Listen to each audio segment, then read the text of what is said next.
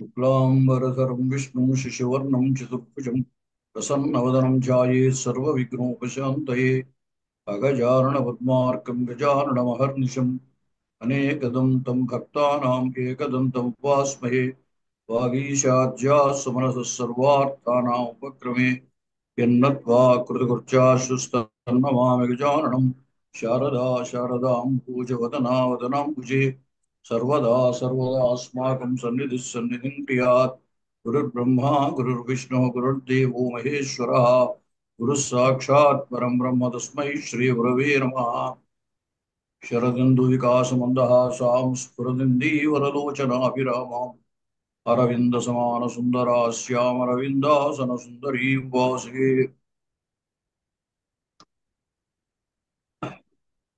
एतावत्पर्यन्तं नमस्ते महोदय। तावत्पर्यन्तं सप्तदशश्लोकाः सम्पूर्णाः। अद्य अष्टादशः श्लोकः उच्यते।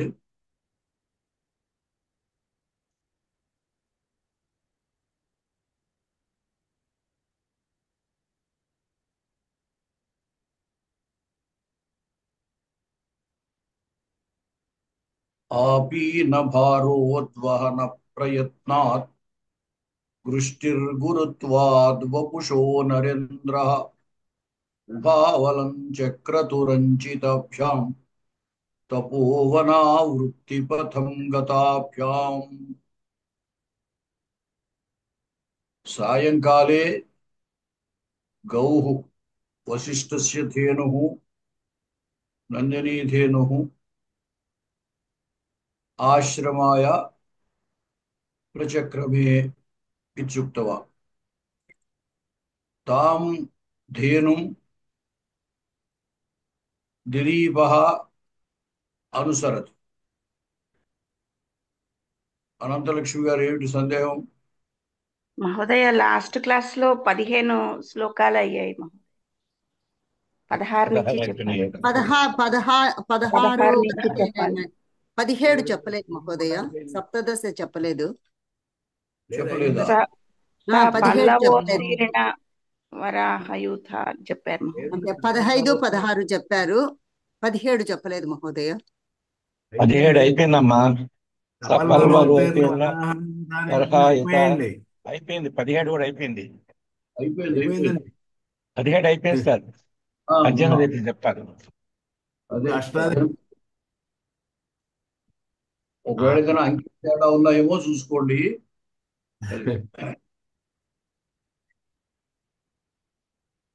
ఇక్కడ సంచారభూతాని వనాని శ్యామాయమానాని ఏయో అని చెప్పారు కదా. మహోదయ అక్కడ వరకు అయింది. పల్వలోత్తీర్ణ వరాహయూథ అయిపోయిందండి. అయిపోయింది. పల్వలో చెప్పారు, అందరితోనూ కూడా చెప్పించారు కదా. పల్వలోత్తీర్ణ అయిపోయింది. తర్వాత 17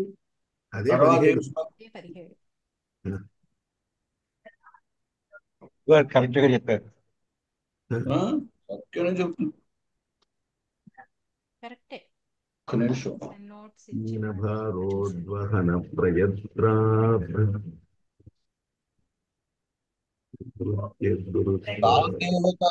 16 తాందేవతా పిత్రదితి క్రియార్థం అనే శ్లోకం, 17 సపల్వలోత్తీర్ణ వరాహయూతాని ఆ శ్లోకం.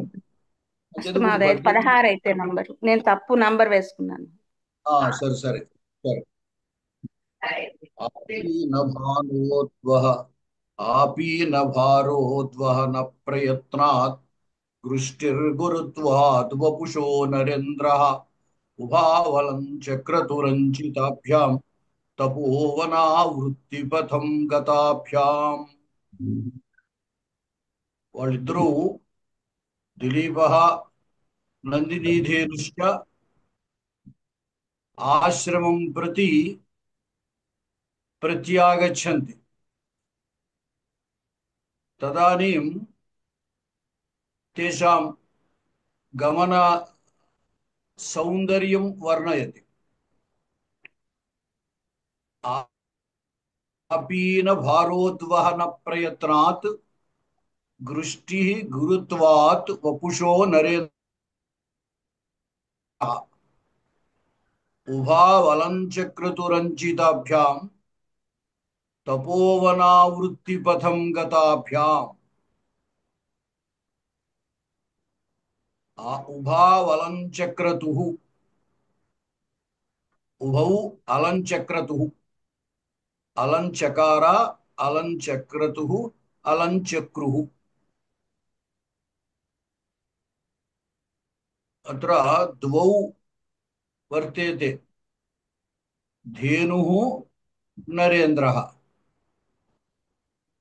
अतः द्विवचनम् अलञ्चक्रतुः कौ अलञ्चक्रतुः उभौ उभौ द्वौ द्वौ कौ द्वौ गृष्टिः नरेन्द्रः गृष्टिः नाम धेनुः गृष्टिः सकृत् प्रसूता नाम एकवारम् एव या गौः प्रसूता सा गृष्टिः इत्युच्यते ఏకవారమేవ ప్రసూత అంటే ఒకసారి ప్రసవం అయినటువంటి ఆవుని గృష్టి అంటారు అంటే ఒకటే దూడ ఉందన్నమాట ఇప్పటికి ఒకసారే ప్రసవించింది అటువంటి ఆవుని గృష్టి అంటారు ఇక్కడ నందిని దేనువు గృష్టి అన్నమాట గృష్టి నరేంద్రః ఏతౌ ద్వౌ ఉభౌ అలంచక్రతుః అలంచక్రతుః అంటే అలంకరించిరి కం అలంచక్రతుః తపోవనావృత్తి పథం అలంచక్రతుః తపోవన ఆవృత్తి పథం ఇతః పూర్వం తపోవనాత్ ఆశ్రమాత్ వనం గతవంతౌ ఇదానీం వనాత్ తపోవనం ఆగచ్చతః अतः आवृत्ति मार्गः पंथाः समासे पथिन शब्दः पथम् इति भवति पथ शब्दः भवति अतः तपोवन आवृत्ति पथम् नाम तपोवनस्य यः आवृत्ति मार्गः नाम प्रत्यागमन मार्गः वर्तते तं मार्गं तपोवन आवृत्ति पथम् अत्र आवृत्तिः नाम पुनरागमनम् अथवा निवर्तनम् तपोवन निवृत्ति मार्गः तपोवनं प्रति पुनः आगन्तुं यः मार्गः वर्तते सः तपोवनावृत्ति पथः तं तपोवनावृत्ति पथम अलंचक्रतुः उभौ उभौ कौ गृष्टिः नरेन्द्रः गृष्टिः नरेन्द्रः इति उभौ तपोवनावृत्ति पथम अलंचक्रतुः अलंचक्रतुः अलंकृतवन्तौ అలంకరించారు అని చెప్పారు మనం వ్యవహారంలో కూడా పెద్దవారిని ఆసనం అలంకరించండి అంటాం కుర్చీలో కూర్చోండి అని చెప్పచ్చు కుర్చీలో కూర్చోండి అని చెప్పడానికి బదులుగా మీరు ఈ ఆసనం అలంకరించండి అంటాం అంటే ఆయన కూర్చోవడమే దానికి అలంకారం అన్నమాట అలాగే ఇక్కడ ఈ ఆవు నరేంద్రుడు వీళ్ళిద్దరూ ఆశ్రమానికి తిరిగి వచ్చే మార్గాన్ని అలంకరించారు అని చెప్తాడు గృష్టిః నరేంద్రః ఉభౌ తపోవనావృత్తి పథం అలంచక్రతు. అయితే దేన్నైనా అలంకరించడానికి ఏదో ఒకటి ఉండాలి కదా, సాధనం. ఇప్పుడు దేవుణ్ణి అలంకరించాలంటే పూలమాల, పువ్వులు, వాటితోటి మనం అలంకరిస్తాం. అలాగే ఇక్కడ వీళ్ళు మార్గాన్ని అలంకరించారు అని చెప్తాడు. దేంతో అలంకరించారు? గతాభ్యాం, గమనాభ్యాం, చలనాభ్యాం. గతాభ్యాం అలంచక్రతు, వారి యొక్క గమనముల చేత, గతం అంటే గమనం, గమనముల చేత అలంకరించారు. ఇద్దరు కాబట్టి ద్వివచనం వాడాడు. ఉభౌ గతాభ్యాం తపోవనావృత్తిపథం అలంచక్రతు. కీదృశాభ్యాం గతాభ్యాం అంటే ఎటువంటి గమనముల చేత? అంచితాభ్యాం. అంచిత అంటే గౌరవింపదగినది, గౌరవింపబడినది. అంచితాభ్యాం గతాభ్యాం అంటే గౌరవింపదగిన, తాత్పర్యం అందమైన అన్నమాట. అందమైన నడకల చేత అన్నమాట. ఇక్కడ గతం అంటే నడవటం, గమనం. అందమైన నడకల చేత తపోవనానికి తిరిగి వచ్చే మార్గాన్ని వాళ్ళు అలంకరించారు అని చెప్పి. అంటే మార్గాన్ని అలంకరించారు. దేనితో అలంకరించారంటే గమనముల చేత. ఈ గమనములు ఎటువంటివి అంటే అందమైనటువంటి గమనములు. తర్వాత పైన దృష్టి నరేంద్ర.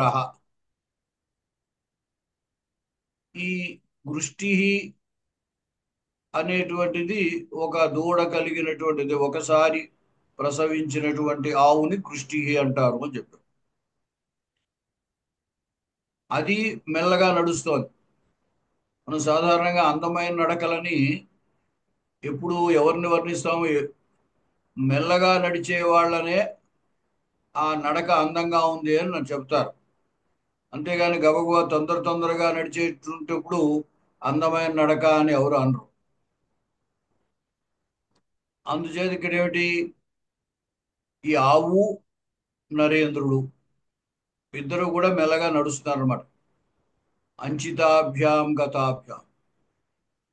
ఇలా మెల్లగా నడవడం అనేది ఎందువల్ల కలిగింది అంటే ఆపీర భారోద్వహన ప్రయత్నాత్. ఆ నందినీధేనువునకు చాలా పెద్ద పెద్ద పొదుగులు ఉన్నాయన్నమాట. ఆ పొదుగుల యొక్క భారము చేత ఆ భారాన్ని మోయడం ప్రయత్నం వల్ల నందినీధేనువు మెల్లగా నడుస్తుంది. ఆపీన భార ఉద్వహన ప్రయత్న. ఆ పీనము అనే శబ్దానికి బలిసిన అని అర్థం. అంటే ఆ బలిసినటువంటి పొదుగుల యొక్క భారాన్ని మోసే ప్రయత్నం వల్ల అది మెల్లగా నడుస్తుంది. అంటే అంతకు ముందే చెప్పాము, ఒకసారి ప్రసవించినటువంటి ఆవు అని. కాబట్టి ఆ దూడకి పాలు ఇచ్చేటువంటి స్థితిలో ఉంది. కాబట్టి పాలు గాలి ఉన్నటువంటి పొదుగులు కాబట్టి బాగా బలిసి ఉన్నాయి అని చెప్తాడు. అంతకుముందు కూడా మనకి ఆ చతుస్సముద్రం అన్నారు.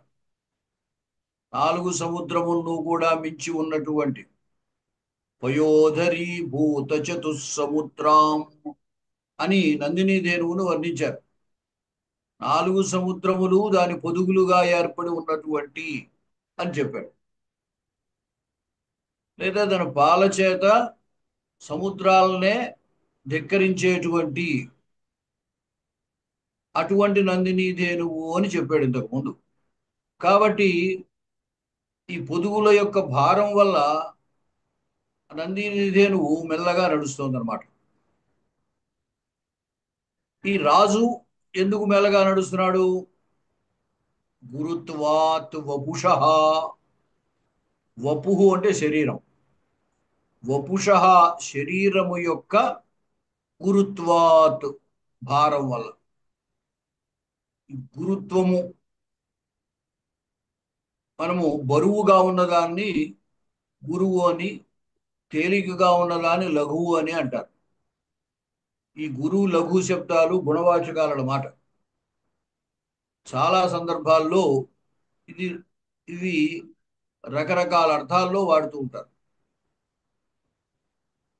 పొట్టి పొడుగు, లేదా భారము బరువైంది తేలికైంది అనే అర్థాల్లో వీటిని వాడతారు. చిన్నది పెద్దది ఆ అర్థంలో కూడా వాడతారు. అంచేది ఇక్కడ ఇప్పుడు మనము గురుత్వాకర్షణ శక్తి అని, భూమికి గురుత్వాకర్షణ శక్తి ఉంటుంది అని చెబుతున్నాం. అంటే ఆ వస్తువునందు ఉన్నటువంటి ఆ గురుత్వాన్ని ఆకర్షించేటువంటి శక్తి భూమికి ఉంటుంది అనమాట. కాబట్టి ఆ గురుత్వం వల్ల ఈ నరేంద్రుడు కూడా మెల్లగా నడుస్తున్నాడు. శరీరము యొక్క గురుత్వం వల్ల. మహారాజు క్షత్రియుని యొక్క శరీరము చాలా బలిష్టంగా ఉంటుంది. క్షతాత్ కిల త్రాయత ఇత్యుదగ్రహ క్షత్రస్య శబ్దో భువనేషు రూఢ అని ఇదే సర్గలో కాళిదాసు గారు తర్వాత ముందు ఒక సందర్భంలో క్షత్రియుని గురించి చెప్తారు. ఆయన దెబ్బను తట్టుకోగలిగినటువంటి శరీరం ఉంటుంది ఆయనకి, అంచేతే క్షత్రియుడు. అలాగే ఎవరినైనా కూడా ఆ శత్రువు యొక్క దెబ్బ నుండి రక్షించగలిగినటువంటి వాడు, అటువంటి బలపరాక్రమాలు కలిగిన వాడు క్షత్రియుడు అన్నమాట. అంచేది ఇక్కడ ఏం చెప్తున్నాడంటే ఈ నరేంద్రుడు కూడా వపుష గురుత్వాత్, వపుష శరీరము యొక్క గురుత్వాత్ బరువు వలన. ఈ ఇద్దరికి కూడా మెల్లగా నడవడానికి కారణాలు చెప్పారన్నమాట. ఆపీన భారోద్వహన ప్రయత్నాత్ దృష్టి వపుష గురుత్వాత్ నరేంద్ర అంచితాభ్యాం గతాభ్యాం తపోవనావృత్తి పథం అలంచక్రతు. ఆ ఉభవం అనేది కూడా వారిద్దరిని చెప్పాక చెప్పాలి మళ్ళీ ఇంకొకసారి. ఆపీన భారోద్వహన ప్రయత్నాత్ దృష్టి వపుష గురుత్వాత్ నరేంద్ర ఉభౌ అంచితాభ్యాం గతాభ్యాం తపోవనావృత్తి పథం అలంచక్రతు. ఈసారి మరొకసారి అర్థం చెప్తాను వినండి.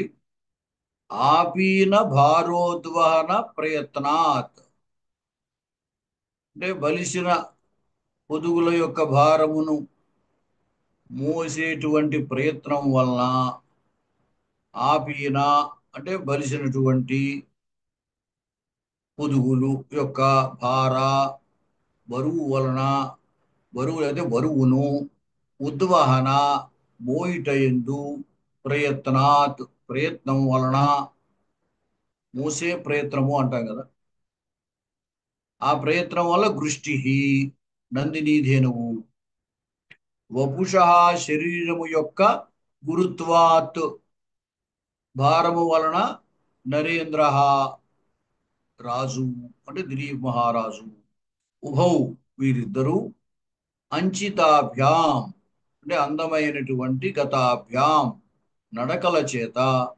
తపోవనావృత్తి పథం తపోవనమునకు తిరిగి వచ్చు మార్గము, తపోవన ఆవృత్తి పథం తపోవనమునకు తిరిగి వచ్చు మార్గమును అలంచక్రతు అలంకరించిరి.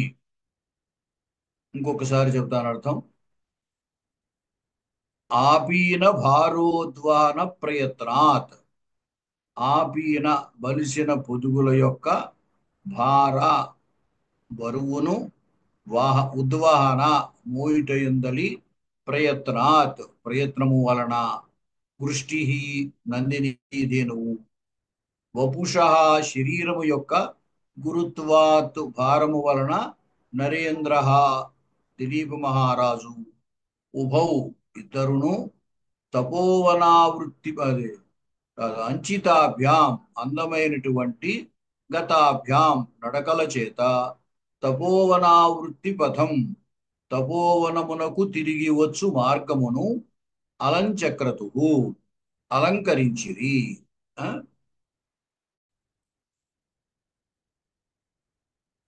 లలితవాణి గారు చెయ్యతారా? మహోదయ నమస్కారం. చెప్తారు కానీ ఇక్కడ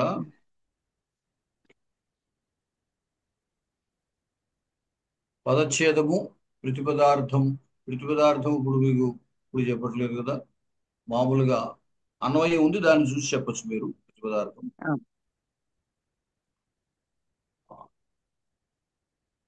చెప్పమంటారా మహోదయ? చెప్పండి, కనపడుతుంది సార్. శ్లోకం చదువు సార్. చదువుతారు. ఆపీన భారోద్వహన ప్రయత్నాద్ గృష్టిర్గురుత్వాద్ వపుషో నరేంద్రః ఉభావలంచక్రతు రంచితాభ్యాం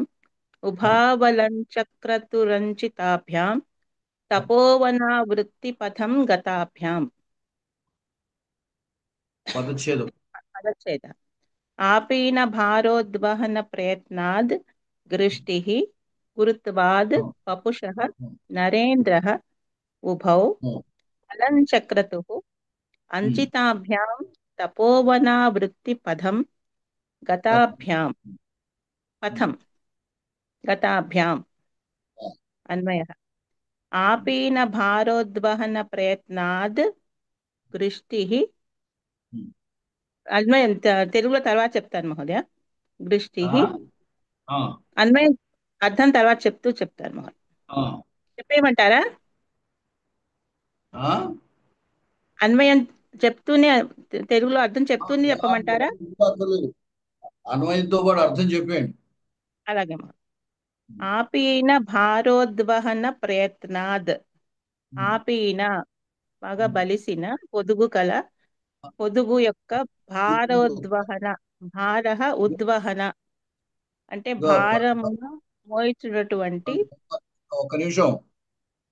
ఆపీన అంటే బలిసిన పొదుగు యొక్క భారమును ఉద్వహన మోయుటయందు ప్రయత్నము వలన. అది ఆపీన బలిసిన పొదుగు యొక్క బరువుతో ఉద్వహన మోయుచున్న ప్రయత్నము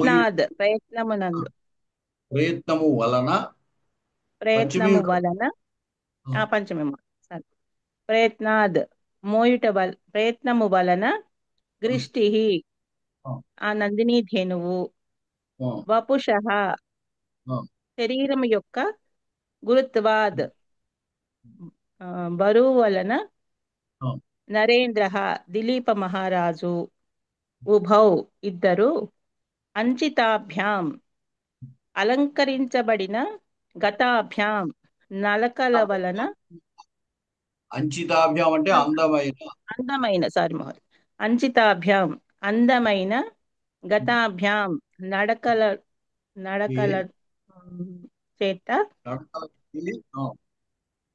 తపోవనావృత్తి పథం తపోవనమునకు వెళ్ళు ఆ పథమును మార్గమును అలంచక్రతు తిరిగి వచ్చు మార్గమును తపోవనమునకు తిరిగి వచ్చు మార్గమును అలంచక్రతు అలంకరించెను.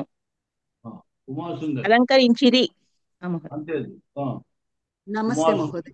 నమస్తే మహోదయ.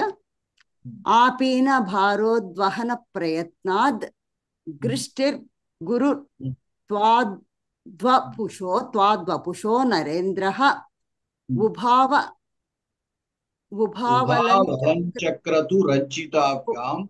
ఉభావలంచక్రతుభ్యాం తపోవన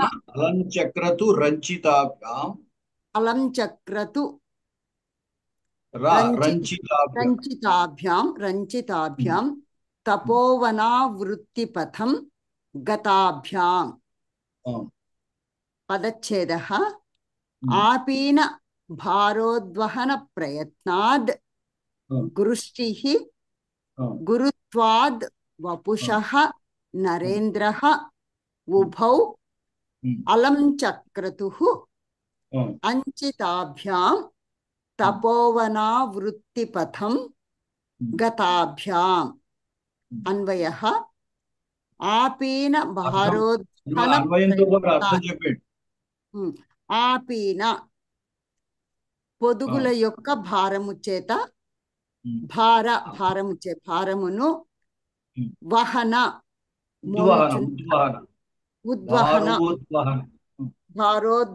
ఉద్వహన మోయుచున్న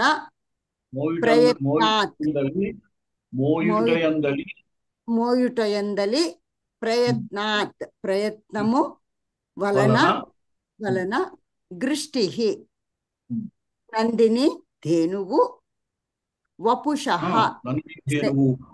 నందిని ధేనువు వపుషః శరీరము యొక్క వపుషః శరీరము యొక్క గురుత్వాద్ బరువు చేత నరేంద్ర విభక్తికి అర్థం పంచమే విభక్తి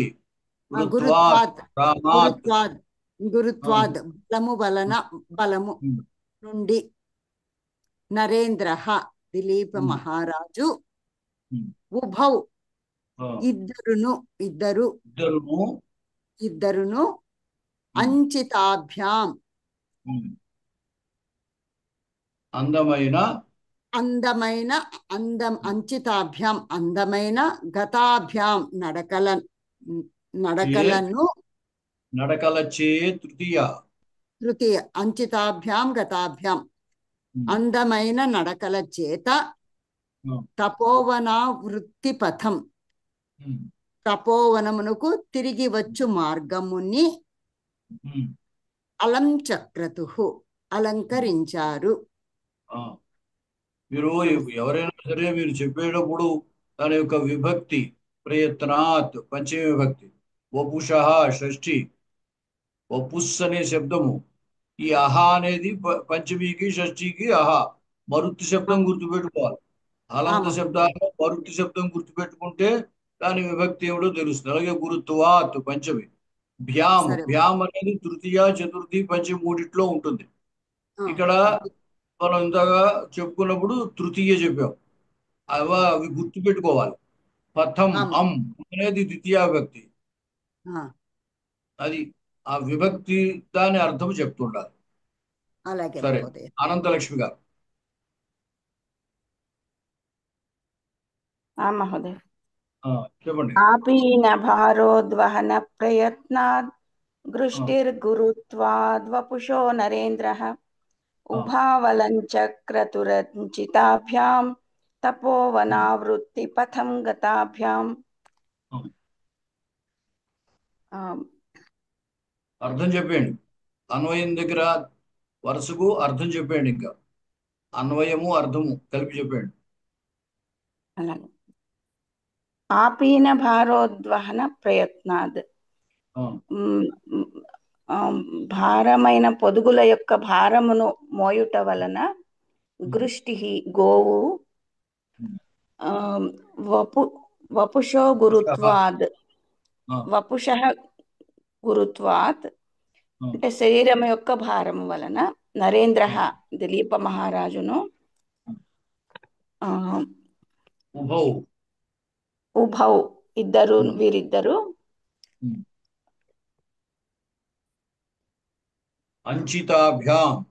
అంచితాభ్యాం అందమైన తపోవనావృత్తి పథం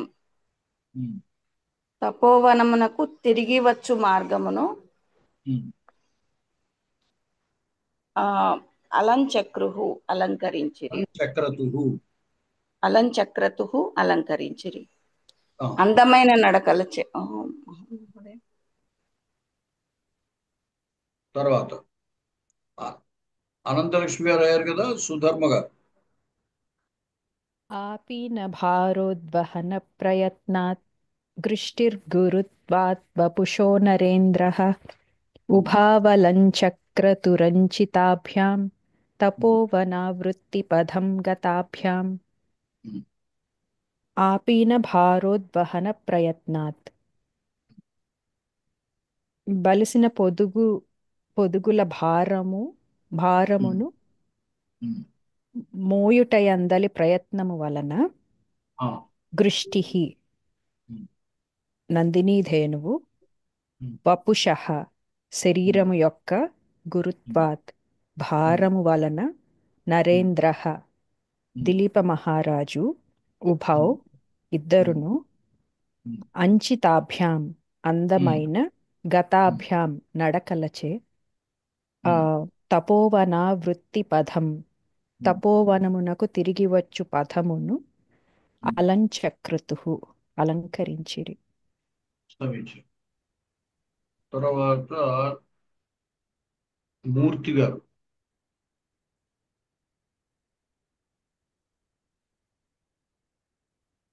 ఎన్ మూర్తి గారు ఉన్నారు, చెప్తారా?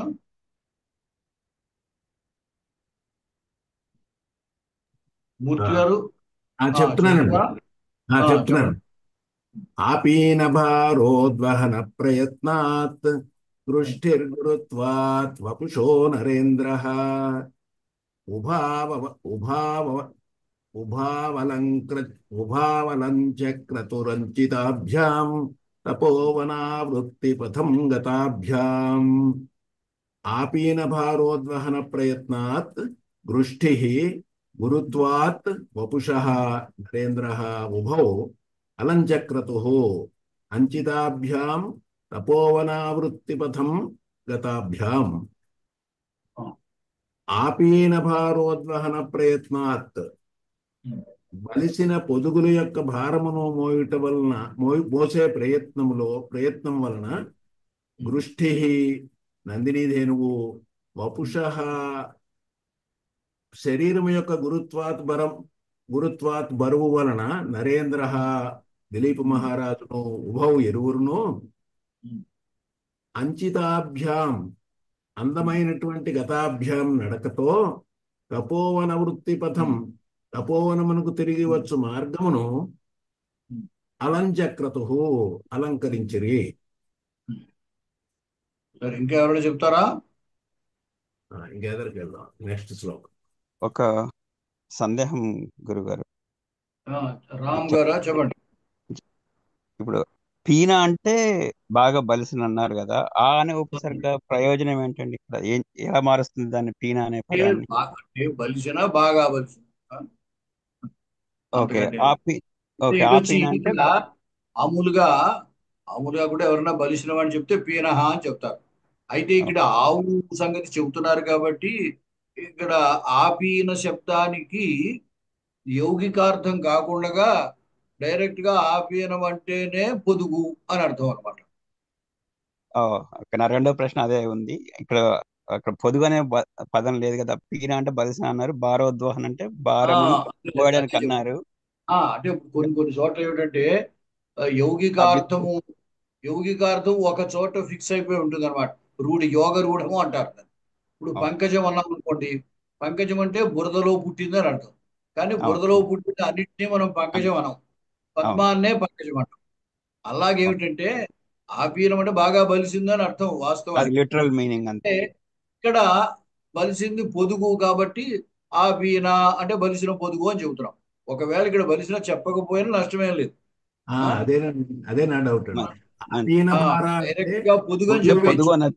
పొదుగు యొక్క భారము చేత మోయుట వలన అని చెప్తే సరిపోతుంది. బలిసిన భారమును మోయుటలో ఉన్న ప్రయత్నం వలన అన్నమాట.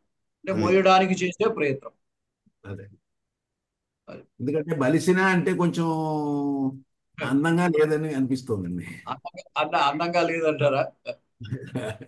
అంటే దిలీపుడు నందినీధేనువుకి అటువంటి మాట వేస్తే బాగుండదేమో అని. సరే,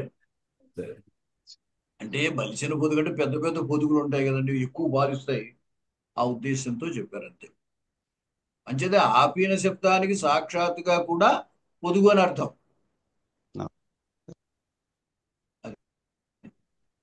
ఆ, ఇప్పుడు రామ్ గారు చెప్తారా? చెప్తాను. ఆపీన చెప్పండి. భారోద్వహన ప్రయత్నాత్ గృష్టిర్గురుత్వాద్వపుషో నరేంద్రః ఉభావలంచక్రతురంచితాభ్యాం తపోవనావృత్తి పదం గతాభ్యాం. అన్వయం చెప్పానండి డైరెక్ట్ గానే. డైరెక్ట్ గా అర్థం చెప్పచ్చు. ఆపీన భారోద్వహన వహన ప్రయత్నాత్ పొదుగు యొక్క బరువును యొక్క భారము పొదుగు యొక్క భారమును మోటి అందరి ప్రయత్నం వల్ల గృష్టి నందిని దేనువు వపుష దేహం యొక్క గురుత్వాత్ బరువు వలన నరేంద్ర దిలీప మహారాజును ఉభౌ ఇరువురును అంచితాభ్యాం అందమైన గతాభ్యాం నడకలచే తపోవనావృత్తి పదం తపోవనమునకు తిరిగి వచ్చు మార్గమును అలంచక్రతు అలంకరించిరి. సరే, తర్వాత చెప్తాము.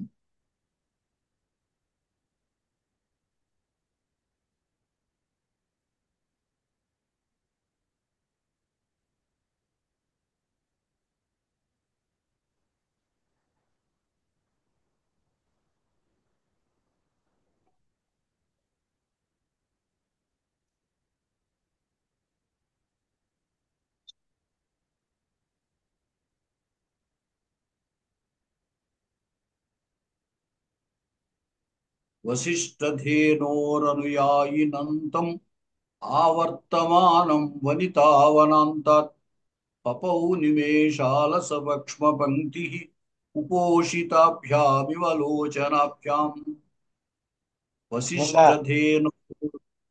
వశిష్ఠధేనోరనుయాయినంతం ఆవర్తమానం వనితావనాంతాత్ పపౌ నిమేషాలసవక్ష్మ పంక్తి ఉపోషితాభ్యామివ లోచనాభ్యాం. వశిష్ఠధేనోరనుయాయినంతం ఆవర్తమానం వనితావనాంతాత్ పపౌ నిమేషాలసవక్ష్మ పంక్తి ఉపోషితాభ్యామివ లోచనాభ్యాం.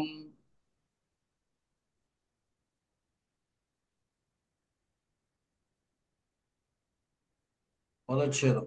వశిష్ఠధేనోః అనుయాయినం తం ఆవర్తమానం వనితా వనాంతాత్ పపౌ నిమేషాలసపక్ష్మ పంక్తి ఉపోషితాభ్యాం ఇవ లోచనాభ్యాం. వశిష్ఠధేనోః అనుయాయినం విడదీసినప్పుడు చూడండి, వశిష్ఠధేనో రనుయాయినం అని ఉంది. ఈ రేభని విసర్గగా విడదీసాం అనమాట. రా అన్న చోట రేభ అకారం ఉంది, రేభని విసర్గగా విడదీస్తే ఆ మిగులుతుంది అనమాట. వశిష్ఠధేనోః అనుయాయినం. తం తమావర్తమానం అని ఉంది. తం మకారం విడదీసేస్తే ఇక్కడ ఆకారం మిగిలింది. తం ఆవర్తమానం వనితా వనాంతాత్ పపౌ నిమేషాలసపక్ష్మ పంక్తి. ఇక్కడ పంక్తి రుపోషితాభ్యాం అని ఉంది. ఇక్కడ కూడా రేపని విసర్గగా విడదీయాలన్నమాట. నిమేషాలసపక్ష్మ పంక్తి ఉపోషితాభ్యాం ఇవ లోచనాభ్యాం. మళ్ళీ ఇంకొకసారి చూడండి.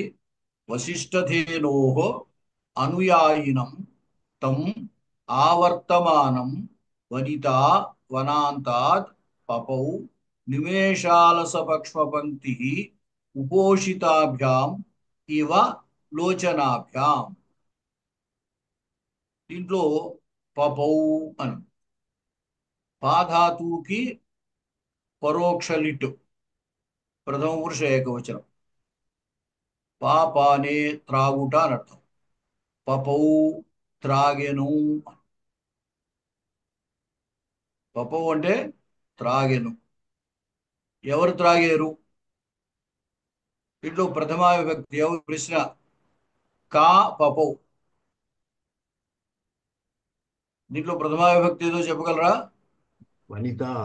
వనిత. ఆ, ఆ, వనిత పపౌ. వనిత పప్పు. వనిత, వనిత అంటే స్త్రీ అని తెలుసు కదా.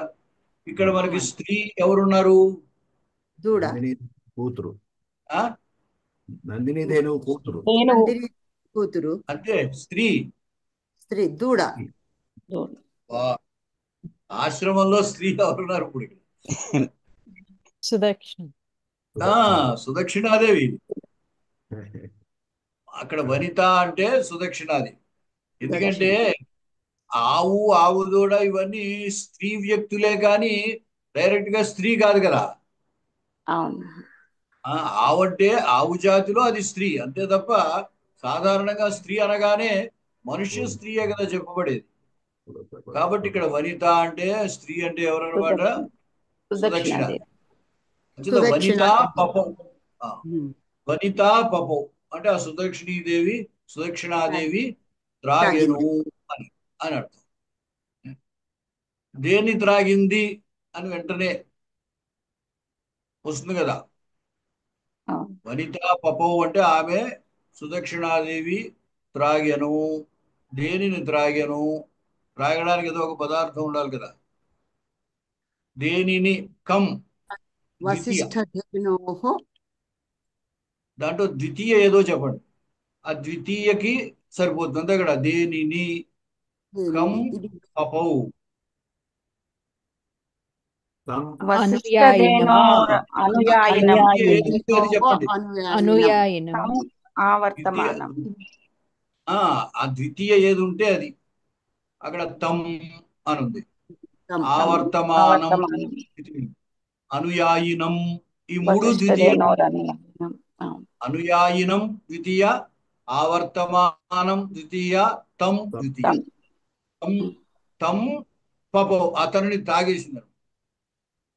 సుదక్షిణ అతనిని త్రాగెను. అతడు ఎవరు అంటే దిలీపుడు. ఆ దిలీపుడికి విశేషణాలుగా ఆవర్తమానం.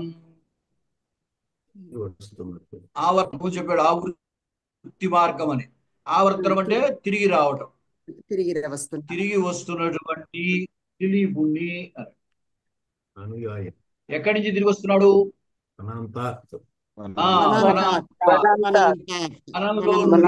శబ్దానికి అంత అనే సాధారణంగా చివర అనే అర్థంలో వాడతాము, కానీ లోపల అని కూడా అర్థం ఇక్కడ. వనాంతాత్ అంటే వనములో నుండి. ఆవర్తమానం తిరిగి వస్తున్నటువంటి తం దిలీపుణ్ణి పపౌ త్రాగెను అనమాట. ఇంకా దిలీపుడికి విశేషణంగా అనుయాయినం. అనుయాయి, అనుయాయి అంటే తెలుసు మీకు. అనుయాయిని ఎవరంటారు? వారికి అనుయాయి అంటే ఇతడు అంటాం. అంటే అనుసరించి నడిచేవాడు. నందిని ధేనువుకు అనుసరించి వెళ్ళేవాడు. అనుసరించి వెళ్ళేవాడు. అనుచరుడు. అనుచరుడు అంటే కూడా అర్థమే అదే. అనుచర, అనుసరించి చరించేవాడు. కాబట్టి అనుయాయినం అంటే అనుసరించి వెళ్ళేవాడు. ఎవరిని అనుసరిస్తున్నాడు ఇక్కడ ఈయన?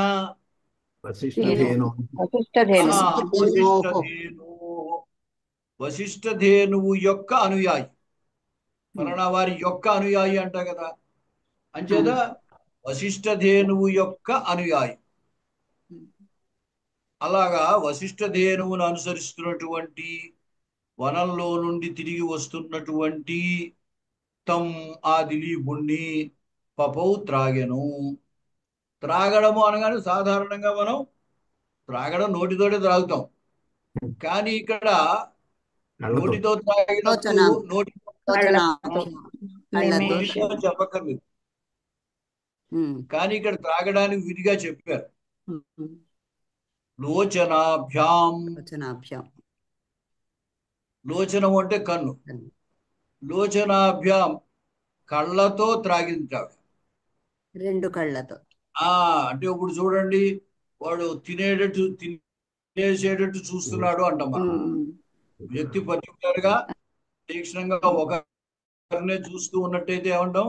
కళ్ళతో తినేటట్టు చూస్తున్నాడు అంటాం. అలాగే ఇక్కడ ఏమిటంటే ఆమె కళ్ళతోటే అతన్ని త్రాగింది అని చెబుతాడు. మామూలుగా త్రాగడం అనేది నోటితో త్రాగుతాం, కానీ ఇక్కడ చూడడం తాత్పర్యం.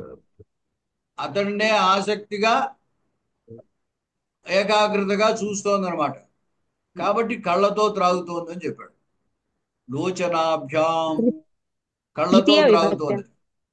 పైగా లోచనలు కూడా ఎలా ఉన్నాయంటే ఉపోషితాభ్యాం ఇవ, ఉపవాసం ఉన్నటువంటి వాటిలాగా ఉన్నాయట. చూడండి, ఉపవాసం ఉన్నవాడు ఆ భోజనం దగ్గర ఏం చేస్తాడు, తొందర ఉంటుంది అనమాట, ఆకలిగా ఉంటాడు కదా, గబగబా మంచినీళ్ళు తాగడము, లేదా ద్రవ పదార్థాలు తింటారు. సాధారణంగా ఉపవాసం ఉన్నప్పుడు ఏం చేస్తారంటే ముందు ద్రవ పదార్థాలు తినాలి. అంటే లోపలంతా ఎంటీ స్టమక్ ఉంటుంది కదా, ఘన పదార్థం ముందు తినకూడదు ఉపవాసం ఉన్నప్పుడు. అందుచేత ఉపవాసం ఉన్నట్టుగా ఉన్నాయి ఆవిడ కళ్ళు. అంటే పొద్దుననగా వెళ్ళాడు ఆయన పాపం అడవిలోకి, పొద్దున్నుంచి ఆయన చూడలేదు ఆవిడ, కాబట్టి ఆమె కళ్ళు ఉపవాసంతో ఉన్నట్టుగా ఉన్నాయి. ఉపోషితాభ్యాం ఇవ లోచనాభ్యాం. కళ్ళకు ఆహారం ఏమిటంటే చూడడమే ఆహారం. మామూలుగా మనకి నోటికైతే ఏదైనా పదార్థం తినడం ఆహారం, చెవి అనుకోండి దానికి శబ్దమే ఆహారం, కన్ను అనుకోండి దానికి రూపమే ఆధారం. అంటే ఏదో ఒక రూపాన్ని చూడడమే కన్నుకి ఆహారం. అంటే ఒక్కొక్క ఇంద్రియము ఒక్కొక్క విషయాన్ని గ్రహిస్తుంది, అది ఆ విషయాన్నే గ్రహించగలదు. ఇప్పుడు కన్ను శబ్దాన్ని గ్రహించలేదు, చెవి రూపాన్ని గ్రహించలేదు. కాబట్టి కళ్ళు ఉపవాసం ఉన్నాయి అంటే అర్థం ఏంటనమాట, ఇంతకుముందు చూడలేదు చాలాసేపటి నుంచి. ఉదయం వెళ్ళాడు, ఉదయం నుంచి సాయంత్రం దాకా సుదక్షిణ దిలీపుని చూడలేదు. కాబట్టి చూడకపోవడమే ఉపవాసం అనమాట. ఉపోషితాభ్యాం ఇవా అంటే ఉపవాసం ఉన్నట్లుగా ఉన్నాయి. అటువంటి లోచనాభ్యాం కన్నులతో పపౌ చూసెను. ఆమెకు విశేషణంగా వనిత, ఆమెకు విశేషణంగా నిమేషాలస పక్ష్మ పంక్తి అని వాడారు. నిమేష అలస పక్ష్మ పంక్తి అంటే కళ్ళు మూతపడడానికి బద్దకిస్తున్నాయి అనమాట. అంటే కన్ను మూతపడట్లేదు. అంటే కన్ను రెప్ప వేస్తే ఎక్కడ మిస్ అవుతామో, ఎక్కడ అతన్ని చూడటం కోల్పోతామో అనే ఉద్దేశంతో కనురెప్ప పడట్లేదు అన్నమాట. పక్ష్మ పంక్తి అంటే కంటికి కన్ను రెప్పలకి ఉంటాయి కదా ఆ చిన్న వెంట్రుకలు, వాటికి పక్ష్మములు అని పేరు. ఆ పక్ష్మముల యొక్క వరస, ఆ పక్ష్మముల యొక్క వరస కలిగింది ఏది అంటే కనురెప్ప అన్నమాట. ఆ కనురెప్ప నిమేషములో అలసం, అలసహ, అలసహ అంటే వాడు చాలా అలసుడండి అంటారు. అంటే గమ్ముని ఆ పని చేయడానికి ప్రవర్తించడం అనమాట. మనం దాన్ని తెలుగులో సాధారణంగా బద్ధకం అంటాం. ఇక్కడ నిమేషము, నిమేషం అంటే మూత, ఉన్మేషం అంటే తెరవడం. కన్ను ఉన్మేషము అంటే రెప్ప తెరవడాన్ని, కన్ను తెరవడాన్ని ఉన్మేషం అంటారు. నిమేషం అంటే ముయ్యడం. ఆ ముయ్యడంలో చాలా అలసత్వం వహిస్తోంది అనమాట కనురెప్ప. అంటే ఆమె కళ్ళు ముయ్యడానికి ఇష్టపడట్లేదు అనమాట, రెప్ప వెయ్యకుండా చూస్తున్నాడు అని అంటాం కదా, అలాగా. నిమేష అలస పక్ష్మ పంక్తి అటువంటి ఆమె అనమాట. అంటే నిమేష అంటే మూయడానికి, అలస అలసత వహించిన, పక్ష్మ పంక్తి పక్ష్మ పంక్తి కలిగిన అంటే రెప్ప కలిగినటువంటి అటువంటి ఆవిడ వనిత సుదక్షిణ. వశిష్ఠ ధేనోహో, వశిష్ఠుని యొక్క ఆవు, నందిని ధేనువు యొక్క అనుయాయినం అనుసరించి వస్తున్నటువంటి, వనాంతాత్ వనములో నుండి, ఆవర్తమానం తిరిగి వస్తున్నటువంటి, తం ఆ దిలీపుని, ఉపోషితాభ్యాం ఇవ అంటే ఉపవాసం ఉన్నట్లుగా ఉన్నటువంటి లోచనాభ్యాం కన్నులతో పపౌ త్రాగెను. ఆమె ఎక్కువ ఆసక్తిగా ఏకాగ్రతగా అతన్నే చూస్తూ ఉండడం చేత త్రాగెను అని చెప్పాడు. వస్తుతః త్రాగడం కాదు కదా, అంటే ఏకాగ్రతతోటి అతన్నే ఆమె చూస్తోంది అని తాత్పర్యం. కవిత్వంలో అట్లాగే ఉంటుంది.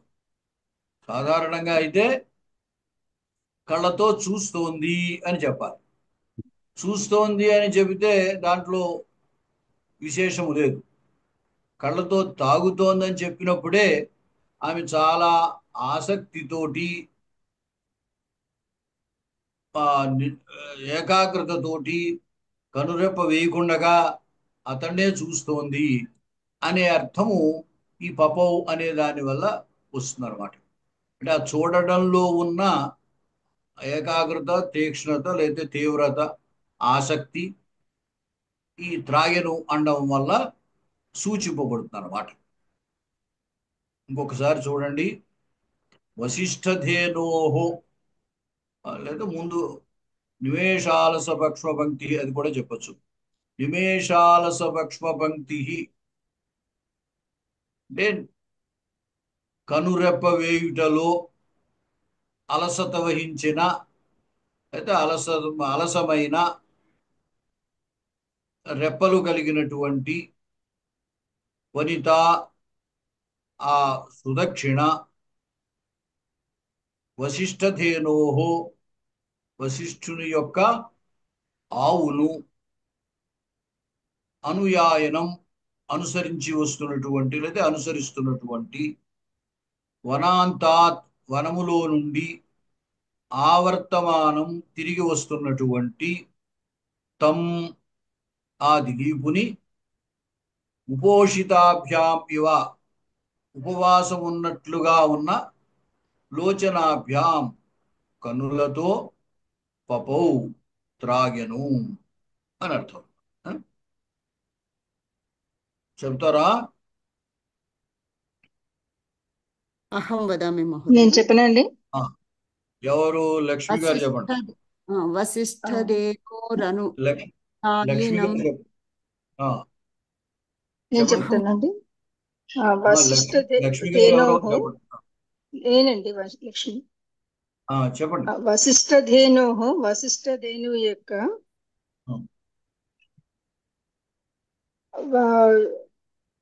అనునాని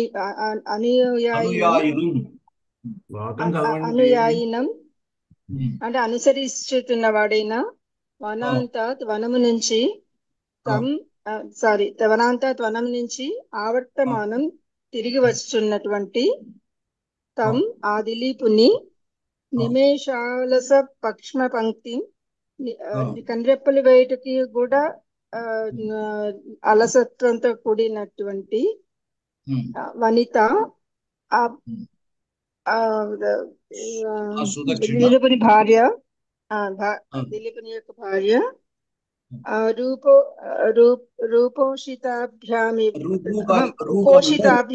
ఉపోషితాభ్యామివ ఉపవాసంతో ఉన్నదైనటువంటి లాంటి లోచనాభ్యాం అటువంటి కళ్ళతోటి పపౌ అతన్ని తాగినట్టుగా చూసినది త్రాగిన కళ్ళతో త్రాగిన. ఉమాసుందర్ గారు. మహోదయ. వశిష్ఠధేనోరనుయాయినం తమా వర్తమానం వనితా వనాంతాత్ పపౌ నిమేషాలస పక్ష్మ పంక్తి రూపోషితాభ్యామివ లోచనాభ్యాం. అక్కడికి సంధి ఉన్న చోట ఇక్కడ ఆ పాదము దగ్గర విడదీయాలి. వశిష్ఠధేనోరనుయాయినంతం ఆవర్తమానం వనితావనంతాత్ పపౌ నిమేషాలస పక్ష్మ పంక్తి ఉపోషితాభ్యామివ లోచనాభ్యాం. మధ్యలో అయితే విడదీయక్కర్లేదు. అయితే ఇక్కడికి ఒక పాదం అయిపోతుంది ఛందస్సు ప్రకారంగా. అంచేత పపౌ నిమేషాలస పక్ష్మపంక్తి రుపోషిత ఉంది కదా, అక్కడ రేపని విసర్గగా విడిచేసి పపౌ నిమేషాలస పక్ష్మ పంక్తి ఉపోషితాభ్యామివ లోచనాభ్యాం. సరే చెప్పండి ఈసారి. ఉపోషితామివ ఉపోషితాభ్యామివ ఉపోషితాభ్యామివ. లోచనాభ్యాం. అర్థం చెప్పండి.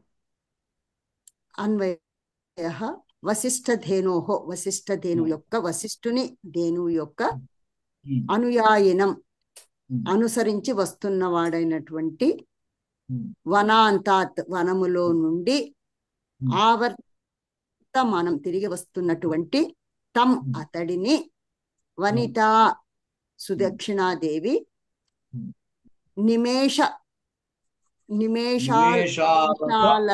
నిమేషాలస పక్ష్మ పంక్తి అంటే కనురెప్పలు మూయకుండా మూయడానికి కూడా బద్దకిస్తున్నటువంటి కనురెప్పలు కలిగిన సతి ఉపోషితాభ్యాం. ఇక్కడ ఆ సతీ అని బ్రాకెట్ లో పెట్టాను చూడండి. నిమేషాలస పక్ష్మ పంక్తి సతీ అంటే రెప్ప మూయుటకు అలసత వహించినటువంటి కనురెప్పలు కలిగినటువంటిది అగుచు, సతీ అంటే అలా అగుచున్నటువంటిదై, అలా అగుచున్నటువంటి అంటే కనురెప్పలు మూయటానికి కూడా బద్దకిస్తున్నటువంటి కనురెప్పలు కలిగినటువంటి. 2 సార్లు కనురెప్పలు అక్కర్లేకుండా మూయటకు అని చెప్పేస్తే చాలు. మూయటకు అలసత వహించిన కనురెప్పలు కలిగినటువంటి అని చెప్పి, మూయుటకు అలసత్వం కలిగినటువంటి కనురెప్పలు కలిగిన ఉపోషితాభ్యాం ఉపోషితాభ్యాం ఇవ ఉపవాసము చేస్తున్నటువంటి లోచనాభ్యాం కన్నుల చేత పపౌ త్రాగెను. ఇక్కడ ఉపోషితాభ్యాం ఇవ ఉంది అంచేత ఉపవాసం ఉన్నటువంటి వలే ఉన్న, ఉపవాసము ఉన్నవారి వలే ఉన్న లోచనాభ్యాం. అంటే వస్తుత ఉపవాసం కళ్ళు ఉపవాసం ఉండడం అనేది ఉండదు కదా మహోదయ. వాస్తవానికి కళ్ళు ఉపవాసం ఉండడం అనేది ఉండదు కదా, అంచేత అలా ఉన్నా అని చెప్పారు. అలా ఉన్నా సరే. ఉపవాసము ఉన్నటువంటి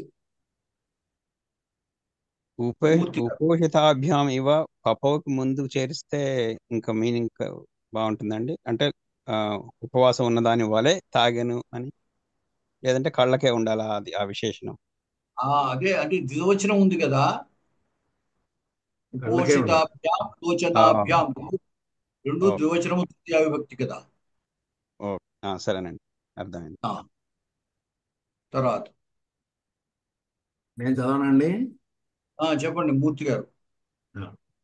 వశిష్ఠధేనోరనుయాయినం తం ఆవర్తమానం వనితావనంతాత్ పపౌ నిమేషాలస పక్ష్మపంక్తి ఉపోషితాభ్యామివ లోచనాభ్యాం. వశిష్ఠధేనోః వశిష్ఠుని ధేనువు యొక్క అనుయాయినం అనుసరించుతున్నటువంటి వనాంతాత్ వనము నుండి ఆవర్తమానం తిరిగి వచ్చుతున్నటువంటి తమ్మాన దిలీపుని వనిత సుదక్షిణాదేవి నిమేషాలస పక్ష్మ పంక్తి అలసట చెందినటువంటి కనురెప్పలు మూయుటకు అలసట చెందిన దాని వలె చెందినటువంటిదై ఉపోషితాభ్యాం ఉపవాసము ఉన్నటువంటి ఉపవాసం ఉన్నవాని వలె లోచనాభ్యాం కన్నులతో పపౌ గ్రోలెను. తర్వాత ఉమాసుందర్ గారు చెప్పారా చెప్పాలా? చెప్పాను మహోదయ, నేను చెప్పాను మహోదయ. గారు వసిష్ఠధేనోరనుయాయినం తం ఆవర్తమానం వనితావనాంతాత్ పపౌ నిమేషాలసపక్ష్మ పంక్తిః ఉపోషితాభ్యాం ఇవ లోచనాభ్యాం.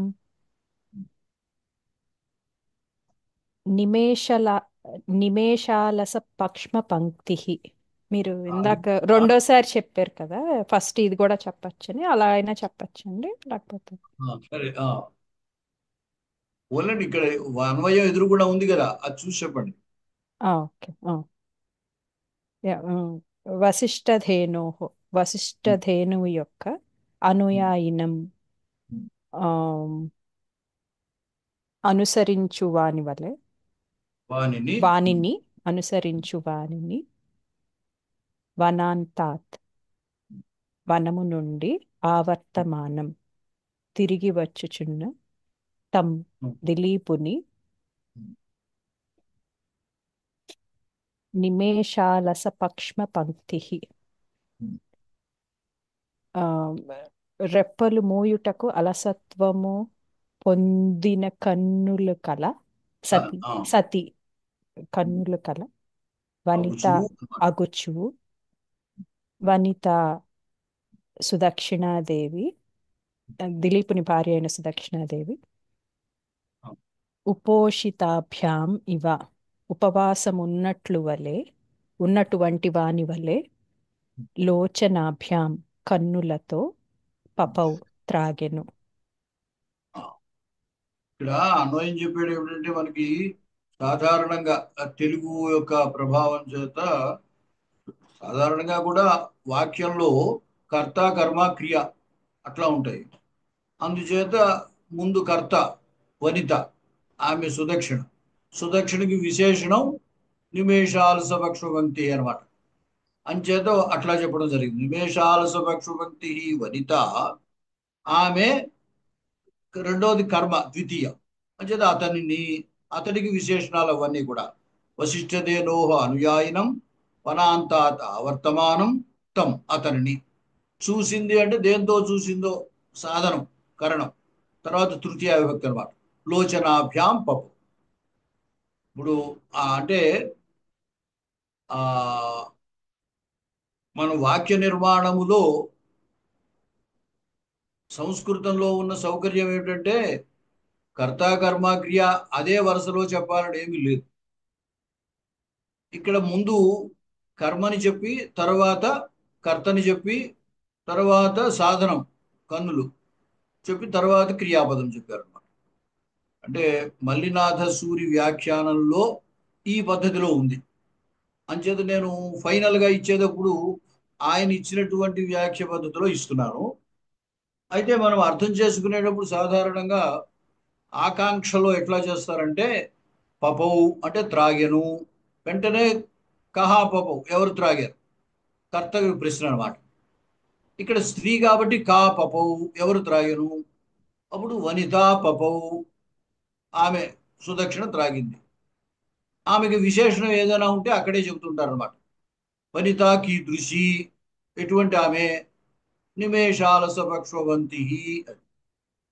తర్వాత కం పపౌ ఎవరిని త్రాగెను, తం పపౌ, అప్పుడు తమ్ కీదృశం తం అన్నప్పుడు ఆవర్తమానం, కస్మాత్ ఆవర్తమానం, వనాంతాత్ ఆవర్తమానం, పునః కీదృశం, అనుయాయినం, కస్య అనుయాయినం, వశిష్ఠధేనోహ అనుయాయినం. అలాగే కథం పపౌ త్రాగింది, ఎట్లా త్రాగింది, లోచనాభ్యాం, కీదృశాభ్యాం లోచనాభ్యాం, ఉపోషితాభ్యాం ఇవ లోచనాభ్యాం. ఇట్లాగా ఆకాంక్షలో చెప్తాం. ఆ చెప్పినప్పుడు ఏమవుతుందనమాట, మొట్టమొదట కర్త వస్తుంది, తర్వాత కర్మ వస్తుంది, తర్వాత కరణం సాధనం, తర్వాత క్రియ. ఆ క్రమంలో వస్తాయన్నమాట. అందుచేత అలా చెప్పడం జరిగింది. అట్లాగా చెప్పొచ్చు, ఇట్లాగా చెప్పొచ్చు అనమాట. తర్వాత ఇంకెవరు, అనంతలక్ష్మి గారు చెప్పారా, చెప్పాలా? నేను చెప్పనా సార్, శేషాద్రి నాయుడు గారు. ఎవరు, శేషాద్రి నాయుడు గారు చెప్తారా? చెప్తాను సార్. చెప్పండి. వశిష్ఠధేనోరనునాయితం ఆవర్తమానం వనితా వనంతాత్ పపౌ నిమేషాలస పంక్తి ఉపోషితాభ్యామివ లోచనాభ్యాం వశిష్ఠధేను యొక్క అనుయాయినం అనుచరుడైన వాడును, వనంతాత్ అరణ్యము నుండి, ఆవర్తమానం తిరిగి వచ్చుతున్నవాడునగు, తం ఆ దిలీపుని వనిత దక్షిణాదేవి నిమేషాలస అంత పంక్తి నిమేష పక్న పంక్తి పక్న పంక్తి మూతపడుట ఎందు సోమంతనము గల రెప్పల వెంటుల యొక్క అంతిమ వరుసల కలిదియగు ఆలోచనాభ్యాం 2 కన్నులతోనూ ఉపవేశితాభ్యాం ఇవ ఉపవాసం ఉన్నవాని చేత వలె పావనము చేశాను. సరే, ఇక్కడ ఉపవాసము ఉన్నది ఆవిడ కాదు కదండి, ఆ కళ్ళకి కన్నులు. విశేషం. ఉపవాసం ఉన్నవి కన్నులు. ఇక్కడ ఇవ లోచనాభ్యాం, ఉపవాసం ఉన్నట్లుగా ఉన్న కన్నులతో అది ఉపవాసం కన్నులకి చెప్పాలి. సర్లేండి, మీరు కొంచెం అలవాటు చేసుకుంటే మెల్లిగా వస్తుంది. జాగ్రత్తగా ఆ అన్వయం దీంట్లో ఉన్నదాని ప్రకారంగా చెప్పడానికి అలవాటు చేసుకోవడం ప్రయత్నం చేయండి. సరే, తర్వాత శ్లోకంలోకి వెళదాము.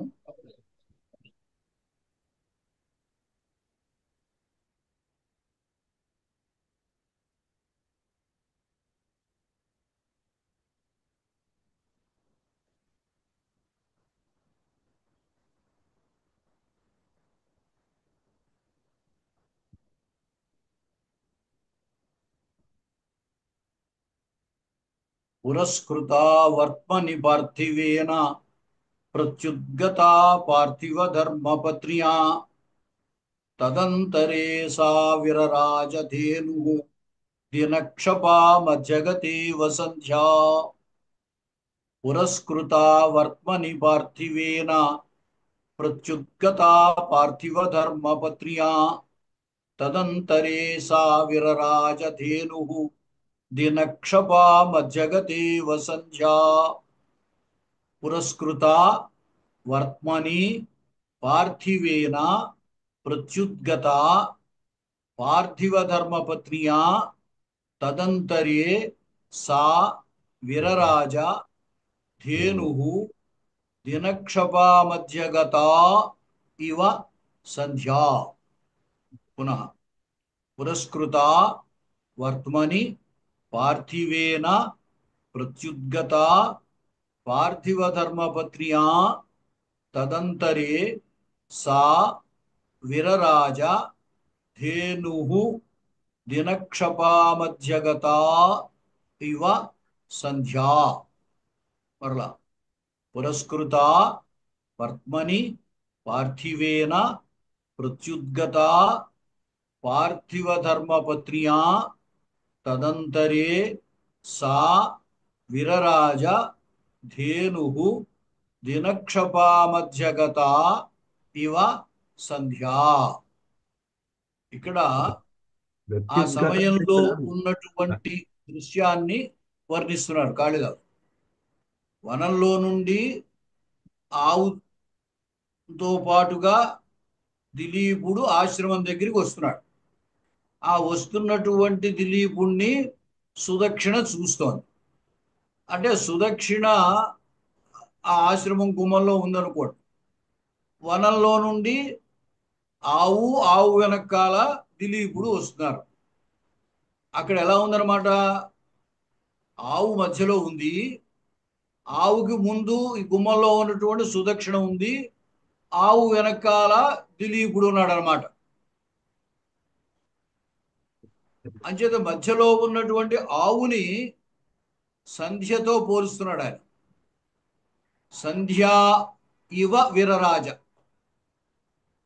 సా అంటే ఆ నందినీ ధేనువు సంధ్యా ఇవ విరరాజ, సంధ్య వలె ప్రకాశిస్తోంది అన్నాడు. ఇంతకు ముందు మనకి సాయంకాలం అయినప్పుడు ఆ సూర్యుని యొక్క కాంతి, ఆ నందినీ ధేనువు వారి వారి నివాసానికి వెళ్ళడం ప్రారంభించాయి అని చెప్పాడు. అక్కడ వర్ణించినప్పుడు పల్లవరాగతామ్రా అని చెప్పాడు. ఫలం చిగురుటాకు వలె రాగి వర్ణము కలిగినటువంటిది. అది గోవు ఎరుపు వర్ణంలో ఉంటుంది. సాయంకాలము అస్తమించేటప్పుడు సూర్యుని కాంతి ఎరుపు వర్ణంలో ఉంటుంది.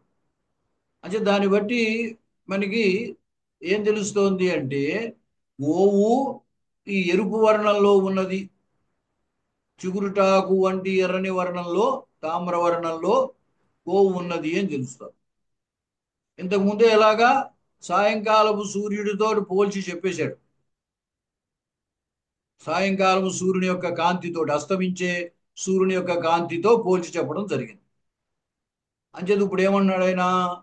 సా ఆ నందిని ధేనుహు అని అక్కడే ఉంది. ధేనుహు దినక్షపా మధ్యగత అని. ఆ ధేనుహు, సా ధేనుహు అంటే ఆ నందిని ధేనువు సంధ్యా ఇవ వీరరాజ, సంధ్య వలె ప్రకాశించను. ఆ సంధ్య ఎట్లాగా అంటే దినక్షపా మధ్యగత. మనకి సంధ్య ముఖ్యంగా 2 సార్లు తెల్లవారుతోంది అనుకోండి. తెల్లవారుతున్నప్పుడు రాత్రికి పగలకు ఉన్న సంధ్య, చీకటి పడుతుంటే పగటికి రాత్రికి మధ్యలో సంధ్య. దాన్ని ప్రాతకాలంలో ఉన్నదాన్ని సంధ్య అంటాము, సాయంకాలము సంధ్య అంటాం. ప్రాతకాలానికి ఏమిటంటే రాత్రికి పగలకు మధ్యలో ఉన్న సంధ్య. సాయంకాలం అయితే పగటికి రాత్రికి మధ్యలో ఉన్న సంధ్య. పగటికి రాత్రికి మధ్య ఉన్న అని చెప్పాలి కదా ఇప్పుడు. అందుకోసమే దిన క్షప మధ్యగత అని చెప్పారు. దినము అంటే పగలు, క్షప అంటే రాత్రి. సాయంకాల సంధ్య చెబుతున్నాడు కాబట్టి పగలు అయిపోయి రాత్రి వస్తోంది. అంచేత పగటికి రాత్రికి మధ్యనున్న సంధ్య వలె ప్రకాశిస్తోంది. ఉపమాలంకారం చెప్పినప్పుడు మనం అంతా తీసుకోవాల్సిన అవసరం లేదు, కానీ ఊరికే చమత్కారంగా తీసుకున్నట్లయితే పగలు తెల్లగా ఉంటుంది, రాత్రి నల్లగా ఉంటుంది. అంటే దిలీపుడు తెల్లగా ఉన్నాడు, సుదక్షిణ నల్లగా ఉందన్నమాట. మనకి చూడండి, దేవతలు వర్ణించేటప్పుడు అమ్మవారిని నల్లని వర్ణంతో వర్ణిస్తారు.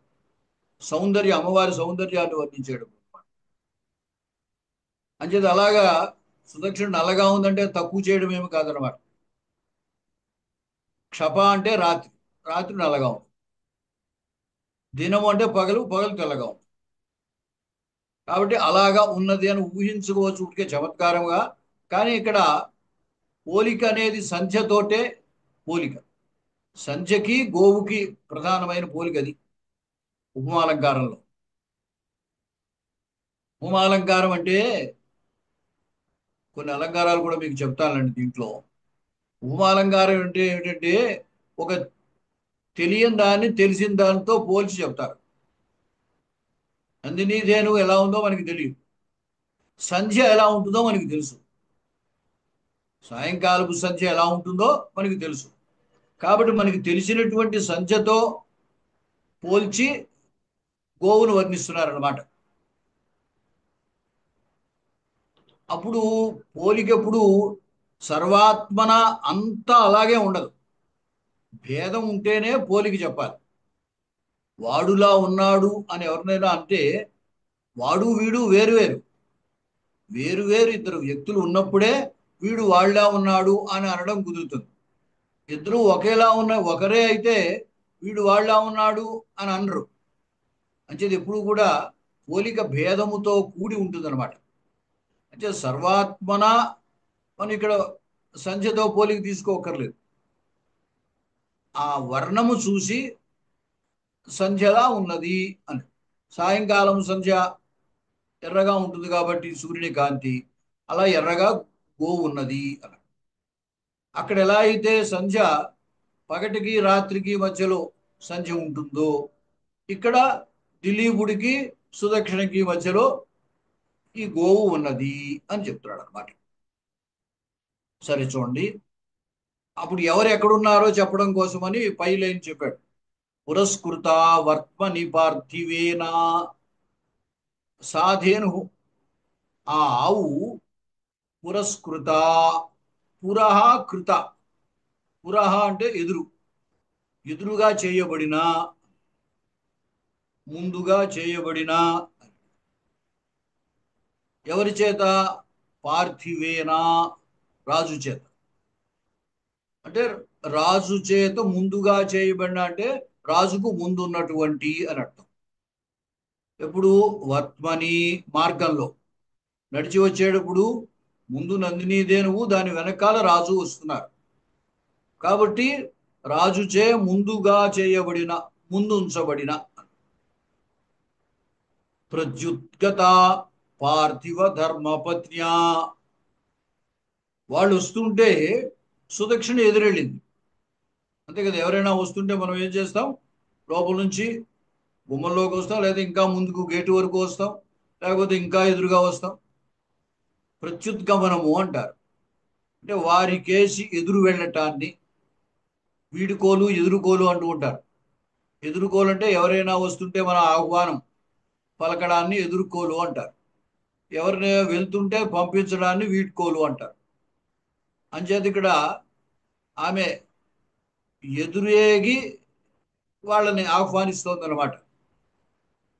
అంటే పార్థివ ధర్మపత్య, పార్థివ అంటే రాజు, రాజు యొక్క ధర్మపత్ని అయిన సుదక్షిణ చేత ప్రత్యుద్గత అంటే ఎదురు చెప్పబడినటువంటి, ఆహ్వానము చెప్పబడినటువంటి, ఎదుర్కోలు చెప్పబడుతున్నటువంటి అటువంటి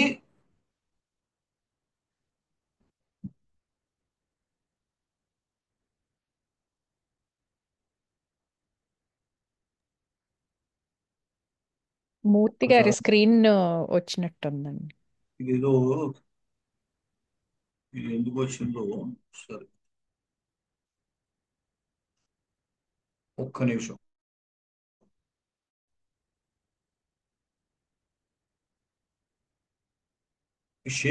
షేర్ మిస్ అయిందా? మీకు కనపడుతోందా?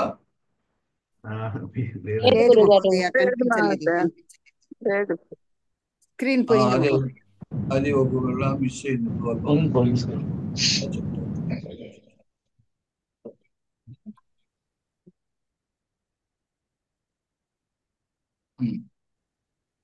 వచ్చిందండి. సరే, చేత వర్తమని పార్థివేన పురస్కృత పార్థివ ధర్మపత్య ప్రత్యుద్గత అన్నమాట. మార్గంలో ఆ రాజు చేత ముందు ఉంచుకోబడినటువంటిది, ఆ రాజు యొక్క భార్య అయిన దిలీపునిచే ఎదుర్కోలు ఇవ్వబడినటువంటిది.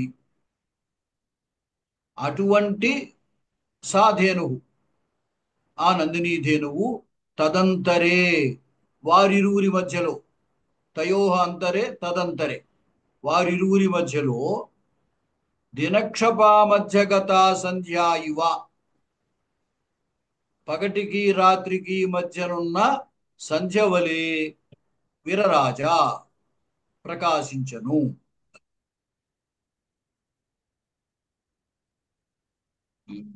మరొకసారి చెప్తాను.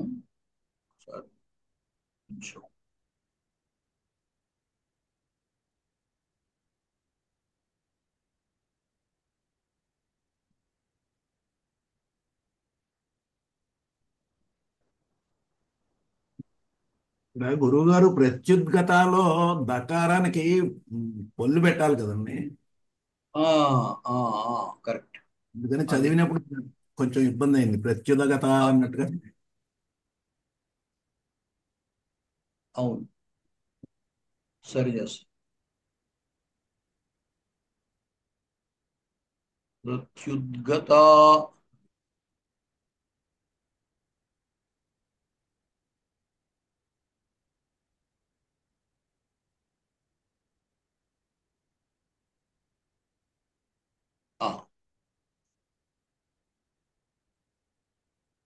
పార్థివేన వర్త్మని పురస్కృత, పార్థివేన రాజుచే, వర్త్మని మార్గమునందు, పురస్కృత అంటే ముందు ఉంచబడినటువంటిది. పార్థివ ధర్మపత్య రాజు యొక్క భార్య అయిన సుదక్షిణచే, ప్రత్యుద్గత అంటే ఎదుర్కోలు ఇవ్వబడినటువంటి, అయితే ఎదురేగి ఉన్నటువంటి సా ధేను, ఆ నందినీ ధేనువు, తదంతరే వారిరువురి మధ్యలో, దినక్షపా మధ్యగత, పగటికి రాత్రికి మధ్యనున్న, సంధ్యా ఇవ, సంధ్యవలే, విరరాజా, ప్రకాశించను. అది చెబుతారా? ఎవరు? ఉమాసుందర్ గారు చెబుతారా? మహోదయ. మహోదయ. చెప్పండి. పురస్కృతావర్త్మని వా పార్థివేన ప్రత్యుద్గతా పార్థివ ధర్మపత్న్యా తదంతరే సా విరరాజ ధేనుః దినపక్ష మధ్యగతేవ. పక్ష కాదు, క్షప. క్షప దినక్షపా మధ్యగతేవ సంధ్యా సంధ్యా. పదచ్ఛేదము. పురస్కృత వర్త్మని పార్థివేన ప్రత్యుద్గత పార్థివ ధర్మపత్న్యా తదంతరే సా విరరాజ ధేనుః దినక్షపా మధ్యగత ఇవ సంధ్యా. పార్థివేన, ఆ రాజు చేత, వర్త్మని దారియందు, పురస్కృత ముందు ఉంచబడినటువంటి, పార్థివ ధర్మపత్న్య రాజు యొక్క భార్య చేత, ప్రత్యుద్గతాః ఆహ్వానము అంటే ఆహ్వానము చెప్పబడు ఎదుర్కోలు అనండి. ఎదుర్కోలు ఇవ్వబడిన సాధేనుః, ఆ నందినీ ధేనువు, తదంతరే ఆ ఇరువురి మధ్యలో, దినక్షప మధ్యగత, దినమునకు సాయంత్రమునకు మధ్య ఉన్న, దినమునకు రాత్రికి మధ్య ఉన్న సంధ్య వలె విరరాజ రాజిల్లెను, ప్రకాశించెను. లలితవాణి గారు సార్ నేను చెప్తాను సార్. మహోదయ. చెబుతున్నాను, అందరూ వరుసకు చెబుతున్నాను, కంగారు పడుతున్నాను. పార్థివేన రాజు చేత, వర్త్మని మార్గమునందు, పురస్కృత ముందు ఉంచబడినటువంటి, పార్థివ ధర్మపత్న్య రాజు యొక్క ధర్మపత్ని అయిన సుదక్షిణాదేవి చేత, ప్రత్యుద్గత ఎదుర్కోలు పలికినటువంటి, సా ధేనుః ఆ నందినీ ధేనువు, తదంతరే వారిద్దరి మధ్యలో, దినక్షప మధ్యగత దినమునకు రాత్రికి మధ్యలో ఉన్నటువంటి, సంధ్యా ఇవ సంధ్య వలె, విరరాజ వెలుగొందుచున్నది. సుధర్మ గారు. పార్థివేన దిలీప మహారాజు, వర్త్మని మార్గమునందు, పురస్కృత ముందుంచబడిన, పార్థివ ధర్మపత్న్య దిలీపుని యొక్క భార్య దక్షిణాదేవి, ప్రత్యద్గత దేవి చే తృతీయ విభక్తి, సుదక్షిణాదేవి చే ప్రత్యుద్గత ఆహ్వానము పలుకబడిన, సా ధేనుః ఆ నందినీ ధేనువు, తదంతరే వారిద్దరి మధ్యన, దినక్షప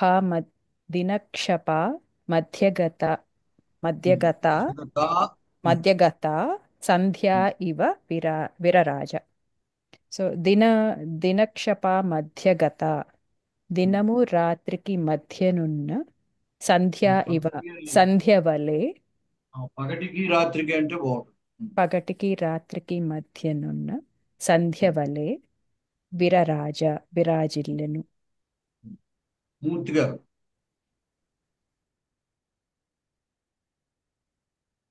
మూర్తి గారు ఉన్నారా? చెప్తారా? చెప్తున్నాను. పురస్కృతావర్త్మని పార్థివేన ప్రత్యుద్గతా పార్థివ ధర్మపత్న్యా తదంతరే సా విరరాజధేనుః దినక్షపా మధ్యగతేవ సంధ్యా. పార్థివేన ఆ దిలీపుని చేత, వర్త్మని మార్గమునందు, పురస్కృత ముందు ఉంచబడినటువంటి, పార్థివ ధర్మపత్న్యా ఆ దిలీప్ మహారాజు భార్య అయిన సుదక్షిణాదేవి చేత ప్రత్యుద్గత ఎదురుగా రాబడినటువంటి సాధేను ఆ నందినీధేనువు తదంతరే వారి ఇరువురి మధ్య దినక్షపా మధ్యగత ఇవ సంధ్యా ఇవ దినమునకు రాత్రికి మధ్యన ఉన్నటువంటి సంధ్యా సమయము వలె విరరాజా ప్రకాశించను రాజల్లేను.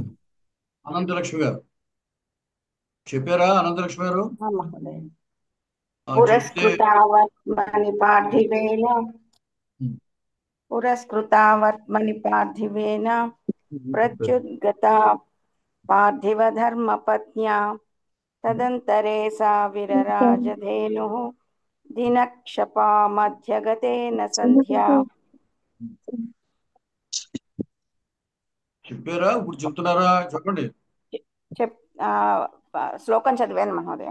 పార్థివేన ఆ దిలీప మహారాజు చేత వర్త్మని దారియందు పురస్కృత ముందు ఉంచబడిన పార్థివ ధర్మ పత్న్య మహారాజా దిలీప మహారాజు యొక్క ధర్మపత్ని చేత ప్రత్యుద్గత ఎదురు వెళ్ళబడిన సాధేను ఆ నందిని ధేనువు తదంతరే వారిరువురి మధ్యలో దినక్షప మధ్యగత పగలు రాత్రికి మధ్య ఉన్న సంధ్యా ఇవ సంధ్యాకాలం వలె విరరాజ ప్రకాశించెను. లక్ష్మి గారు నమస్కారం. అప్పుడు పార్థివేన దిలీప మహారాజు చేత వర్త్మని మార్గమునందు పురస్కృత ముందర ఉంచబడిన పార్థివ ధర్మపత్ని మా రాజు యొక్క ధర్మపత్ని చేత ప్రత్యుద్గత ఎదురు రాబడిన సా ధేను ఆ ధేనువు తదంతరే వారిరువురి మధ్యలో దినక్షప మధ్యగత పగటికి రాత్రికి మధ్యలో ఉన్న సంధ్య వలె వీరరాజ ప్రకాశించినది. అరుణ గారు నమస్కారం గురువు గారు. ప్రార్థవేన అంటే రాజుచే వర్తమాని మార్గమునందు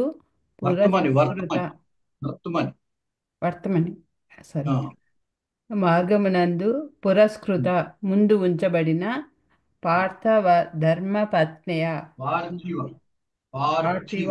పార్థివ ధర్మపత్న్య రాజు యొక్క ధర్మపత్ని చే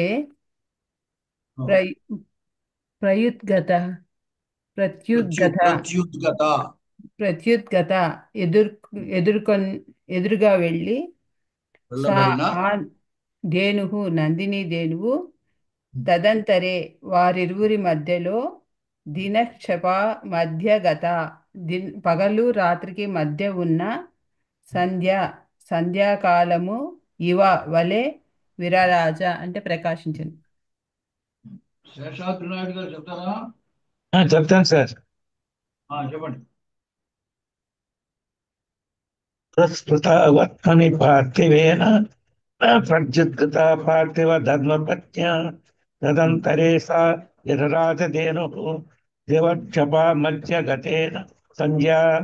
పార్థివేన పృథివీశ్వరుడైన దిలీపుని చేత వర్త్మని మార్గమునందు పురస్కృత ముందుంచబడిన రేపు పార్థివ ధర్మపత్న్య రాజపత్ని సుదక్షిణ చేత ప్రత్యుద్గత ఎదుర్కొనబడిన రేపు సా ఆ నందిని దేవు తదంతరే వారిద్దరి నడుమ దివక్షప మధ్యగత పగటికిని రాత్రికిని నడుమనున్న సంధ్యా ఇవ సంధ్య వలె వీరరాజ ప్రకాశించను. సహస్ర చెబుతారా?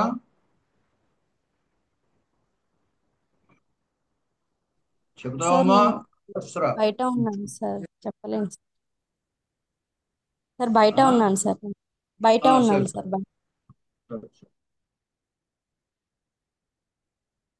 సరే, ఇంత ఇక్కడితో ఆపుదాము. ఇంకా మళ్ళీ ఈ వారం కలుద్దాము. అంటే 3 శ్లోకాలు అవ్వాలని కొంచెం అది అంటే అందరి చేత చెప్పించడానికే ప్రయత్నిస్తాను. మీరు నేను పంపుతున్నటువంటి మెటీరియల్లో ఆ విగ్రహ వాక్యాలు, శబ్దాల యొక్క వివరాలు, సమాసాలు అవన్నీ చదవాలి. ఎందుకంటే ఆ సమాజానికి విగ్రహవాక్యం ఎలా చెబుతున్నాము అనేది కొంచెం తెలుస్తుంది. కొంచెం కొంచెం చిన్న చిన్న సమాసాల యొక్క పరిచయం కూడా చేస్తాను దీంట్లోనూ ముందు ముందు. సార్ గురుగారు ఒక విన్నపం సార్, ఒక విన్నపము. ఒక్కసారి ఒక క్లాస్ సమాసాల గురించి చెప్పగలరా సార్? చెప్తా. ఇగో మీకు 25 అనుకున్నాను, ఇప్పుడు 20 దాకా అయ్యాయి కదా. ఇంకొక 5 శ్లోకాలు, 25 శ్లోకాలు అయిన తర్వాత అప్పుడు గ్రామర్ విషయంలోకి వస్తాను. అప్పుడు ఈ సంధులు, సమాసాలు, ఈ బహురీ సమాసాలు ఇవన్నీ అర్థమవుతాయని. అందుకే అంచేతనే ఈలోగా ఊరికే మీరు ఒకసారి చదువుతూ ఉంటే ముందు ముందు మనం చెప్పేటప్పుడు అవన్నీ బాగా అర్థం అవుతాయి. అదే గురించి అది తప్పకుండా చెప్తా. తప్పకుండా. ధన్యవాదాలు సార్. గురుగారు ఇంకొంచెం మీరు ఇక్కడ వాటిల్లో